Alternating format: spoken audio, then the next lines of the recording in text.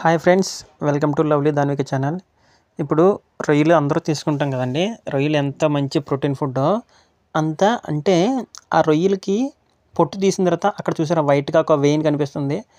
ఆ వెయిన్ కూడా తీయాలన్నమాట. దాన్ని సింపుల్గా ఒక షార్ప్ అంటే రస్ట్ కట్టలేని పిన్నేసి జస్ట్ ఇలా పించ్ చేస్తే అందులో ఉన్నదంతా అదంతా వచ్చేస్తుంది అనమాట. ఆ బ్లాకిష్ అంతా వచ్చేస్తుంది.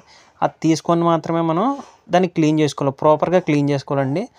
రొయ్యలు పొట్టు తీసేసిన తర్వాత అందులో పసుపు వేసుకొని క్లీన్ చేసుకుంటే ఇంకా మంచిదండి. చాలా మంచిదనమాట. ఒకవేళ ఏదన్నా సమయం ఏమైనా ఉన్నా ఆ పసుపుకి యాంటీ బ్యాక్టీరియాలది కాబట్టి పసుపు చాలా మంచిదనమాట.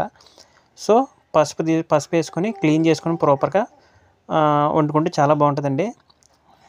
సో అది చూడండి ఎలా చేస్తున్నారో.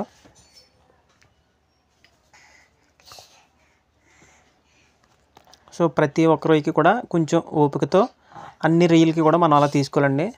తీసుకోగలిగితేనే మనం దీన్ని కరెక్ట్గా తీసుకోవాలి.